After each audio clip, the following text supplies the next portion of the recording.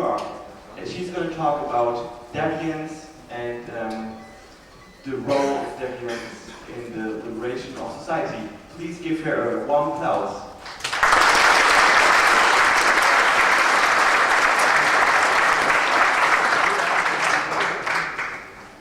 Good morning. Hello, I'm Rose White, and I'm a doctoral student in sociology at the Graduate Center of the City University of New York. Today I'm talking about brilliant deviants, by which I mean you and me. And I want to look at how we get ourselves accepted by a society, by which I mostly mean work, but also society at large. It's my belief that successfully acting the way that we do, by being geeky and radical and iconoclastic, and yet staying employed and functioning in the world, we make the world at large more accepting of deviance and weirdness. Is the sound okay? It sounds kind of echoey. It's okay? It's not okay.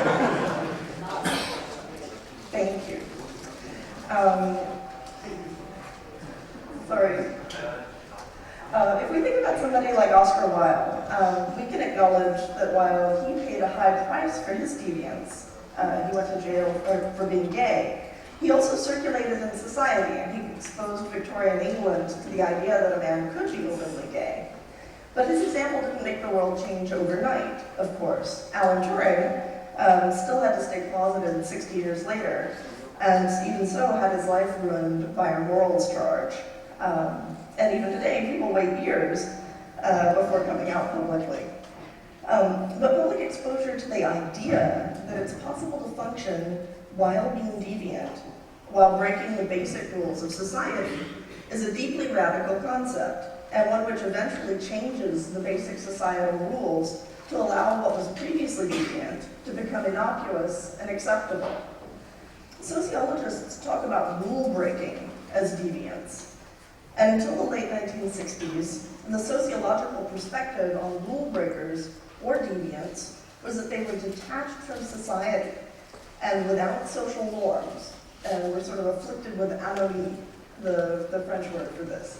But respected books like Howard S. Becker's Outsiders showed that deviant subcultures were full of roles and social norms, and that innumerable subcultures operate in parallel to mainstream society. Sociologists of deviance have thus understood for decades that deviant subcultures have their own cultural norms that are as nuanced and as meaningful as the ones that are found in the larger society. Unfortunately, although Becker's work was popular at the time, it still remains necessary to reinforce his observations about every subculture of interest. Until that's done, from a sociological and a societal point of view, members of a subculture are those weirdos.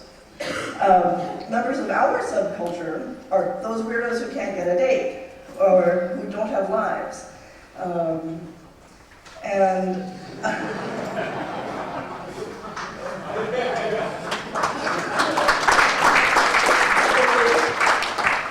I have to note that the photo on the left, the person who posted that, who is not the person with the tattoos, mentioned that she got inundated with comments about the non-conforming HTML.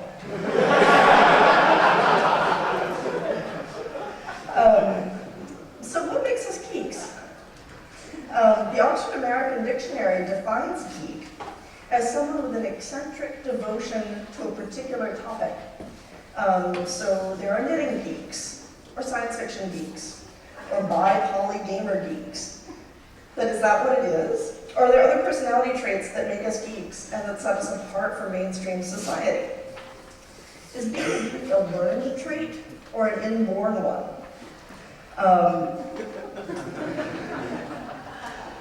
The baby on the left obviously has parents who expect her to grow up to be part of their own geek culture.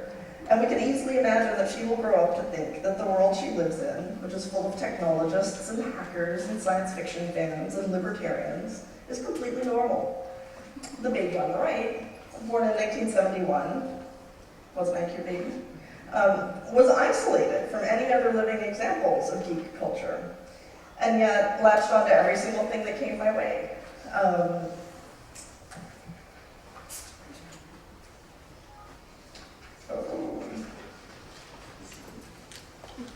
Uh-oh. I am missing a page.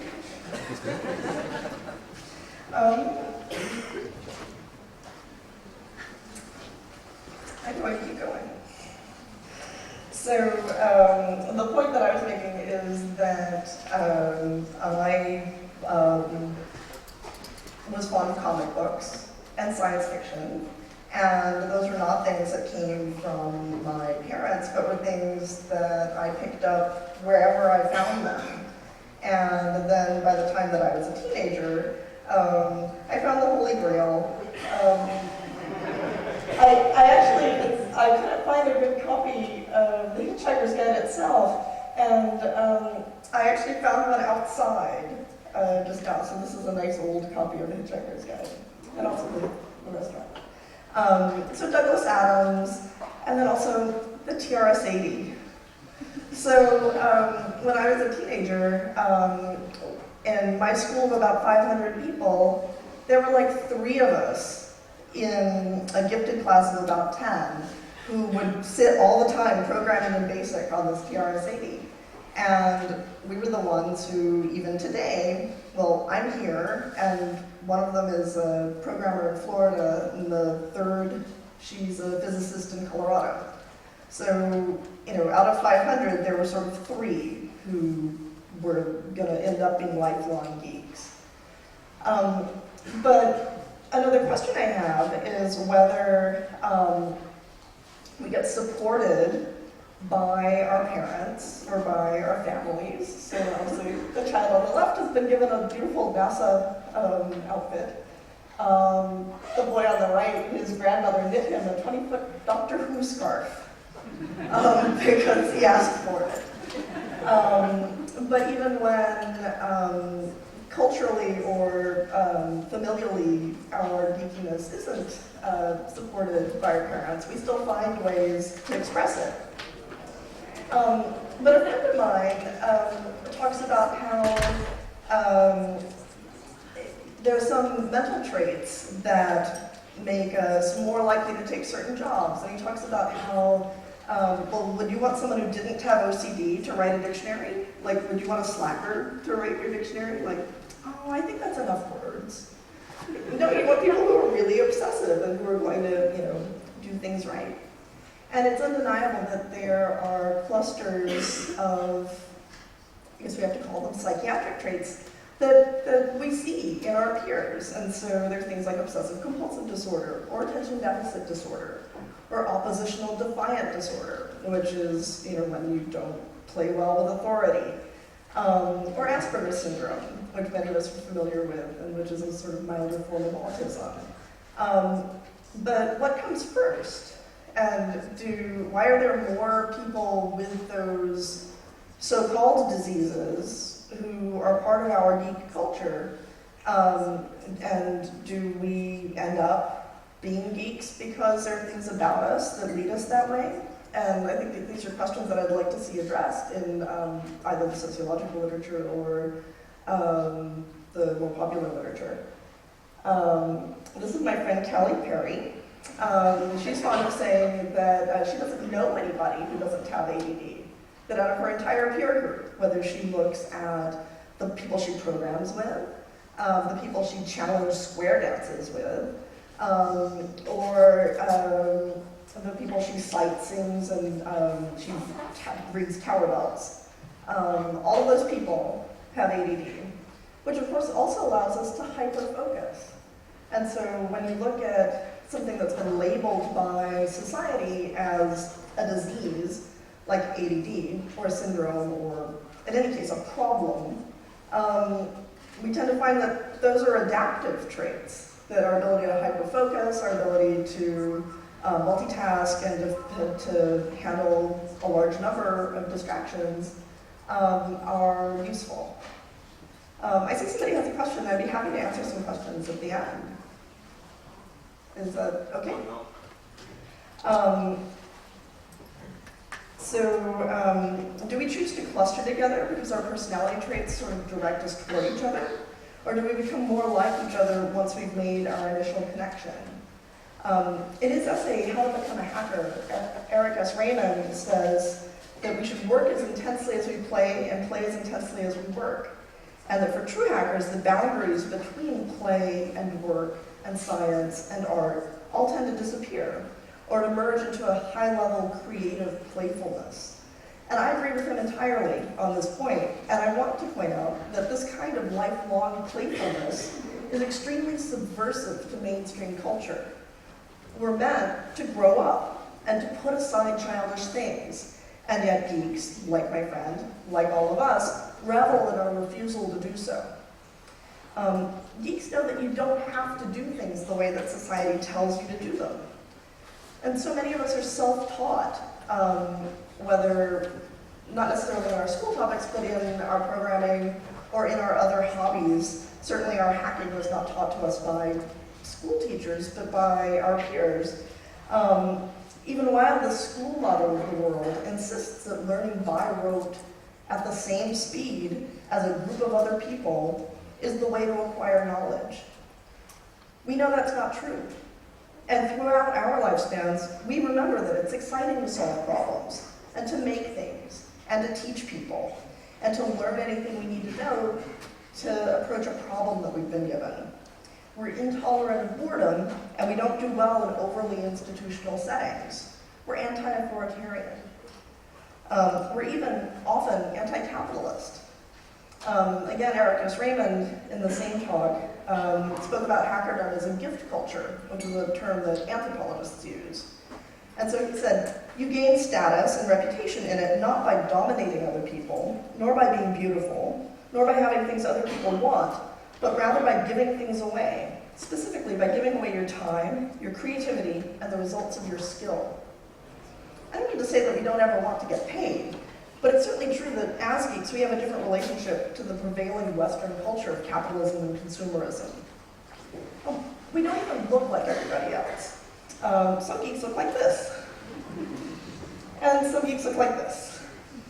But neither Richard Stallman nor Violet Blue is going to walk into a job at an investment bank anytime soon, and so it's okay for them to look like that. And both of them are out there in the world, and they're doing their work, and they're creating our geek culture. And I'm pretty sure they're each happier than they would be if they were working at a bank. I have a number of sociological questions about geekery that aren't being asked currently in the sociological literature, and I'm going to pose them here, and I'm interested in people adding to them. And I'm going to give you my email address again, and if people want to take any of them on, you are welcome to. So the first question is, how do we find our communities? So what happens in adolescence when individual people discover science fiction, or higher math, or programming, or robotics? Just the whole wide world of ways to be a geek. And then what happens when, as geeks, we go from being that one person who is the outsider in school to having a community where there are thousands of people who are like us? And what changes when we go from having outsider status to insider status? What are different geek work cultures like? One thing people could do is look at different sizes and styles of workplaces to see how geek culture gets manifested there. And so I think looking at a really big firm, a middle-sized firm, am I making terrible microphone noises? I'm sorry. I'll try to be very still. The IT group of a nonprofit or a college and a small startup all have a lot of similar people working for them. What's going on? This next fellow is going to help me out.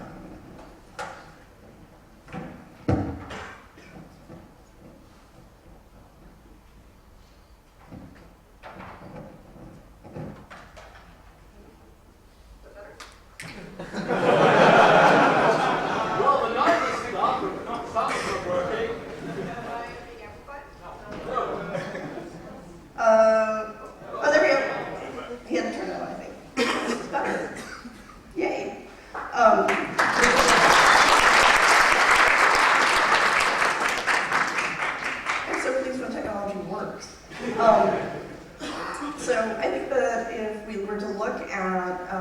culture in each of those kinds of workplaces, we'd see differences, but we'd also see similarities.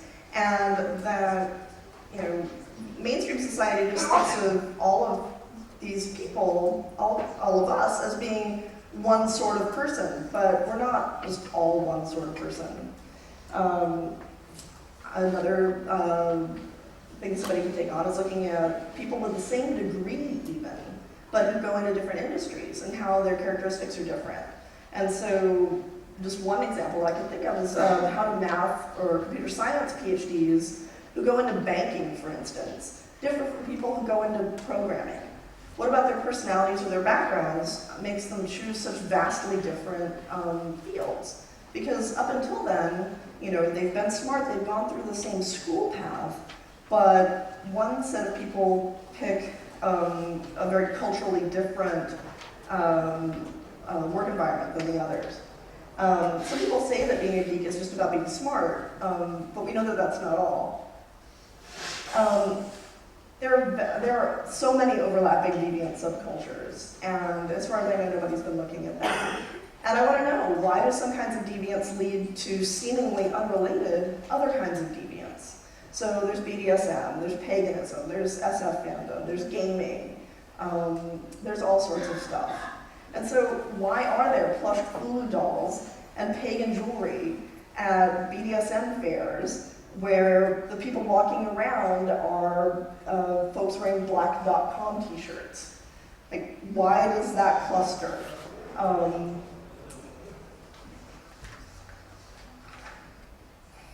So I want this work to be done, and I'd love to see it done publicly. I could spend a day coming up with another 10 sociological projects that somebody could do. And one of the things that I have found odd about being back in an academic culture is that people seem to think that ideas are expensive, but ideas are so cheap. Like, there's so much of the world that hasn't been discussed and hasn't been looked at properly. And so I would be terribly excited if somebody picked one of these ideas and said, I want to write a thesis on that, or even just, I want to write a paper on it. It's important that these things get talked about, because our culture is real, and we're not anomic outsiders. We belong to a vibrant community.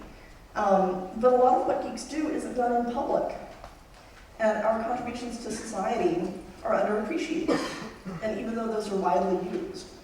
Our current work on civil liberties and monopoly busting and against DRM is barely noticed at all by the mainstream, even though these are vital political questions right now. Now's a good time for me to give a shout out to Creative Commons licensing, which has brought me the photos I've been using today. So sociologists and more often anthropologists have written a little about hacker or geek culture, but when they've done so, they've mainly written about open source programming. And obviously that's not unrelated to what I'm talking about today, but at the same time I feel that that focus really neglects an underlying truth. Writing open source code isn't what makes somebody a geek. And what it's like to be a geek has to do with more than one's day job. And I believe that we have a full, rich, shared culture that has gone far beyond just programming. In fact, I believe that geekery is a social movement, attracting new members at an increasing rate. I believe it makes an economic statement, akin to the sort of foodie culture of eating locally. We want to make what we use. We want the means and the modes of production. We don't want to sit back and only consume. We want control over every aspect of our lives. Over the last few years, the internet has become indispensable for people who had no hand in building it. And many of those people are content to just use the internet as a tool, like some sort of encyclopedia phone book shopping mall that's like all just rolled up into one. But increasingly, exposure to the internet is letting those previously mundane people get a glimpse of what life would be like if they embraced our revolution. So the audience for O'Reilly's magazines, Make and Craft, for instance, is not limited to people who were already readers of O'Reilly's technical books. And the knitters who are populating the social network and database website Ravelry with thousands of photographs and links and reviews and how-tos are creating a new tool on the internet, even though very few of them have any ability to code.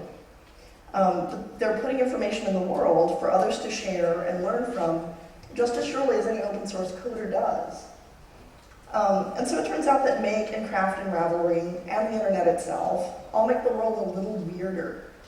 And by making the world a little weirder and more liberal, they make the world a little safer and a little more accepting of weirdness.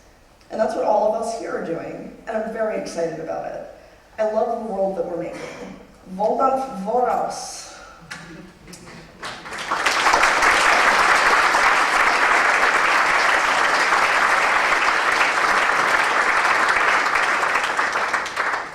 So I apologize for having to speak extemporaneously in the middle, but I'd love to hear any questions that you have. Mic on, yeah. Don't be shy. Questions, comments, the spam. I actually want to encourage people to consider sociology, so I'm spamming you for a second.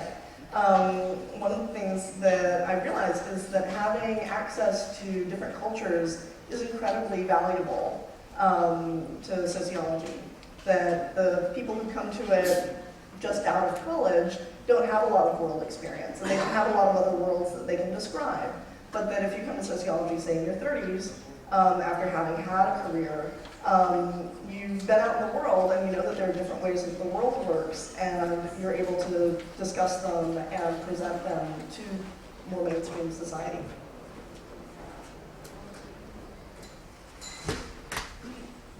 There's a question in the back earlier, and there's one.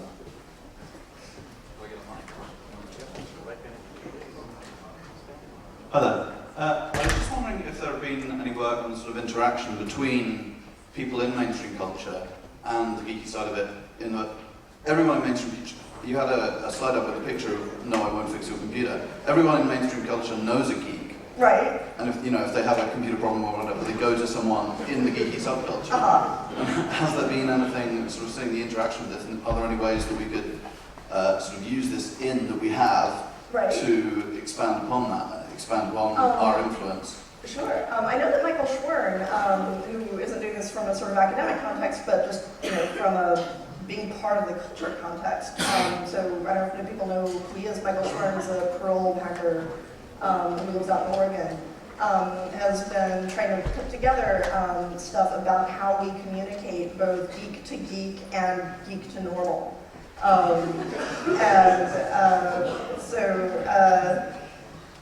to translate and work on that.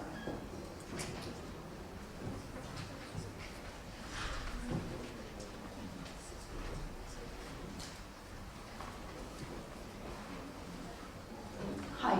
I was just wondering, was there a reason why you didn't mention anything regarding gender? Because I know, being a girl myself, as a girl geek, you're usually a minority. And you're also sometimes expected to translate between your male friends in the normal world, if you know what I mean. Like, of course. Because as being a girl, you're expected to sort of, well, I guess it's an advantage too that you're being raised in a different way and you had to learn a lot of, more the rules of the normal society because you're expected to behave differently and so on. So have you done any research on that aspect of geekiness? So Annalee Mewitz and Charlie Anders have written a great book called She's Such a Geek. Actually, they edited it and asked for lots of different women's takes on what their experiences have been being geeks. What I took you to mean at first is the role that women geeks often play in translating between their male geek friends and the rest of the world, because there's a sense that women sort of stay more socialized than men do. But one of the points I was making is that it's a mistake to think of geek or hacker culture as not being socialized. We're incredibly socialized. We have all sorts of ways that we expect each other to act and to interact. And those are social rules. They just aren't the same social rules that are in the society at large. The other point you were making about the sort of difficulties in being a girl who is geeky are they're enormous. I don't want to downplay them. I don't know how different it is for somebody who's a teenager now than somebody who was a teenager 20 years ago. But I had a personal experience in the sort of map world of being in a competition where everything was blended so that the people judging didn't know who was handing in answers. And one of the judges said, I would like to speak to contestant B36. And I went up. And he said, damn, you're a girl. and I said, what? And he said, well, I was hoping you'd come to my private school, but I can't take you, you're a girl. And that was pretty upsetting. And that's just a tiny story compared to the things that people go through in their workplaces. Please, I'm wondering if other people have comments, if you have other ideas about sort of aspects of culture that could get looked at. Sure, thank you.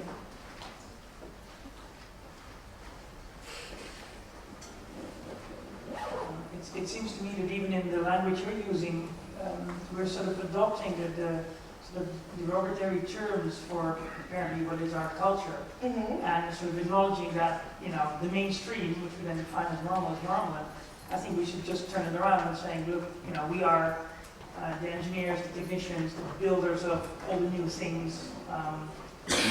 We are the political activists to make sure that civil liberties stay in touch, and the people that you refer to as normal and that probably refer to themselves as normal really tend to be sheeple and part of the problem. And I really think we should turn it around. We are not the problem here. We are part of the solution. I love your point. I think that's a wonderful point. I think we should be a bit more proud of what we are, and I would apologize for that. Or maybe just switch off the internet every now and then and see how that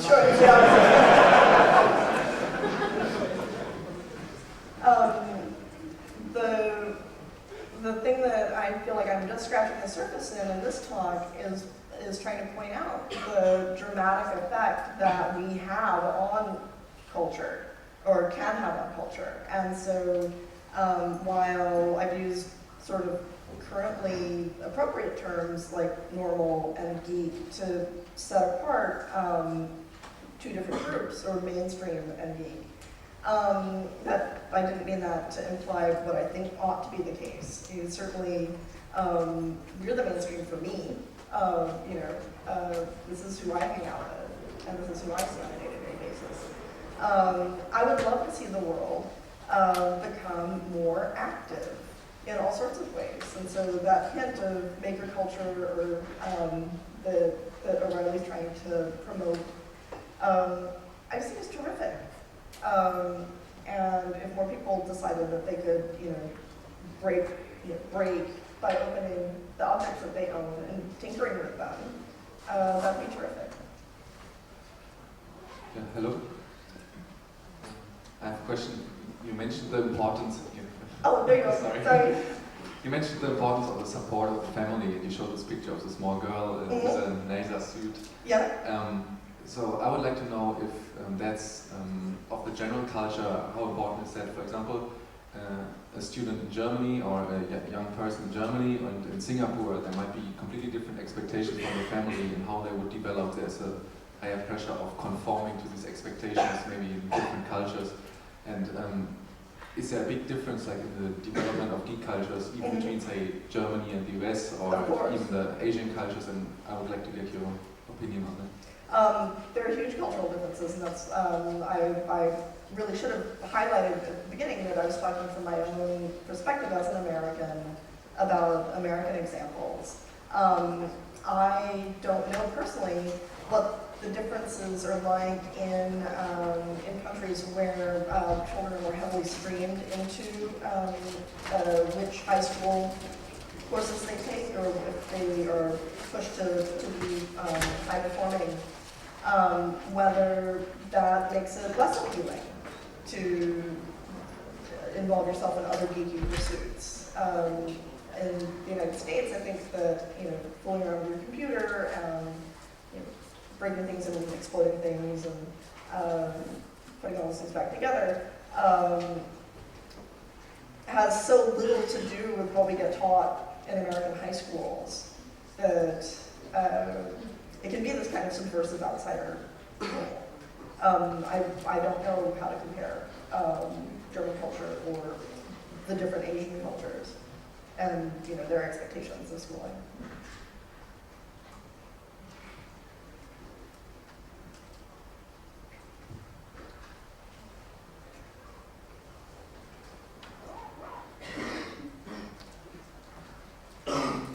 I'd like to know what you think about the role of the TV. That, how should I say this? I think when you are kind of lost in your childhood, you look at the TV and you see the nerd being bashed on Right. TV, and you kind of look at him and you think, I'm like him. So how important is this nerd as the people who make TV see it, and how we kind of start to look like what we see on TV, or is it the other way around? Do you know what I mean? Sure. So- I know that I rarely, if ever, see on television people sort of accurately portrayed as geeks or nerds. They don't really seem like my people to me. They seem like some sort of weird caricature of somebody who just can barely dress themselves and who doesn't bathe and just stacks cans and not that some of us don't stack cans, but the point that I'm making is that I think that Hollywood or whichever set of screenwriters make up these kind of ideas, and I think they do have a negative effect for some people in that they don't want to be like that, and I think in other ways perhaps it's sort of can be inspirational because you think, oh well, I'm not going to let people keep me down. I'm going to rise up and do cool things anyway.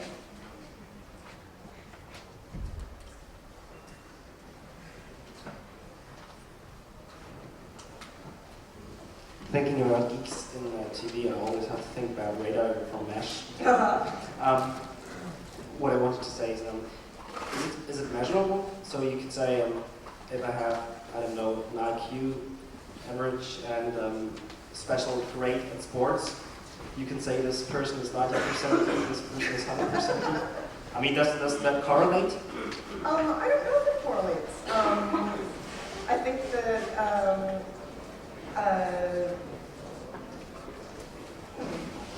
I don't know if it's measurable. I'm sure there's some people who would be interested in trying to do that kind of measuring, but I'm not sure what they can find out. The idea that geeks are bad at sports, for instance, I think comes about because of a disinterest in team sports, which tend to be incredibly authoritarian and have a sort of coach and a structure and a way that of interacting that just doesn't fit very well personality-wise. Whereas many of the geeks that I know turn out to really like long-distance running, or taekwondo, or aikido, or something, where they are themselves able to control their progress. And I know geek weightlifters who keep incredibly detailed spreadsheets of what it is that they what they've lifted and how many reps and everything. And so the idea that we don't like being in our bodies, for instance, is a fallacy. It's just that the sort of cultural expectation, at least in America, is that in school, if you're going to be physical, you're going to be on a sports team. As for IQ, I personally have a sort of vague idea that if you're high normal, that those are the people who are very bright and sort of get along well in society, but don't stick out. And so maybe they're like the quarterback on the high school football team and become businessmen or something, and that then if you go up a few notches, that's when people start to not fit in as well, because they have a lot of very different ideas about how society should work and aren't as happy to just go along, which I personally see as a good thing, but can be uncomfortable particularly when they're adolescents. Would you agree that we don't interact socially as it is expected by mainstream society because it's too high overhead for us, and we are basically too smart and want to cut edges, and talk faster than everybody else?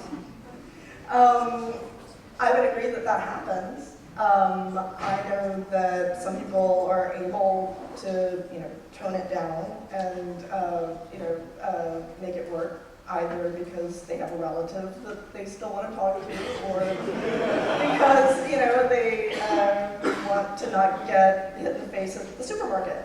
But, I've also certainly known and dated and left a geek who was completely intransigent about his need to always be smarter than everyone else.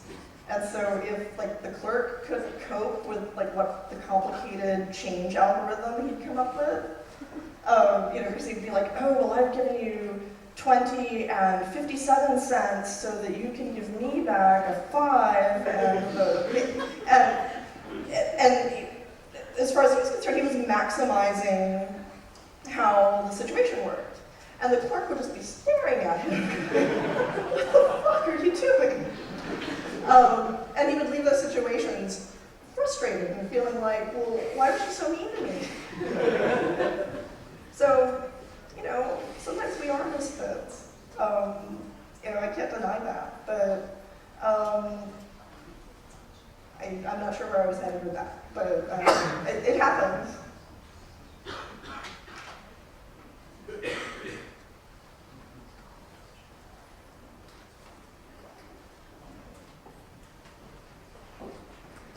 So I think experience shows us that mainstream culture always wants to or tends to suck up and exploit like deviant culture. So what will happen to geek culture in the future? Will mainstream society maybe embrace it some more, and what becomes of geek culture then? Because if like in 20 years half of the people are what we call geeks now, what has changed, or will that happen? Because if you show children in like Star Trek suits, or they now tend to grow up as geeks, so how will society change?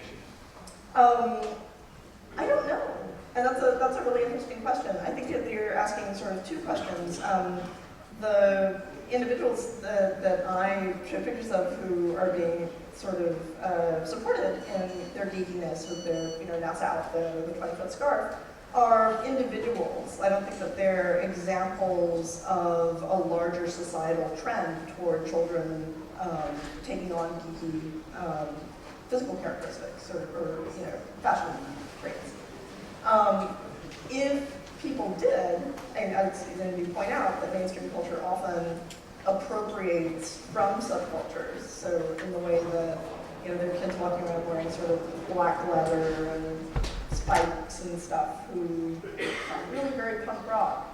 What would it mean if kids were wearing sort of blinged out flash drives or, I don't know what else. I think it'd be fun to see. Maybe, we get picked on this. Those are my thoughts. I saw a woman in the back had a question, I think.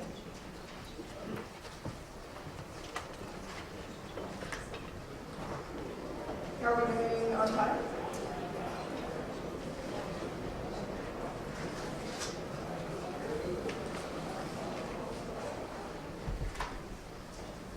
Okay.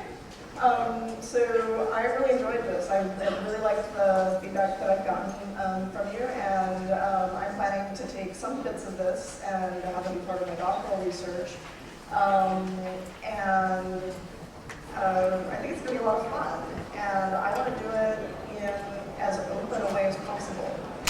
So what I've seen in academia is that people want to hide their research and keep it to themselves and not talk about it, and then sort of at the end of 5 years say, I have a theory, I thought a thing, and present it to the world as though it just sort of came from nowhere.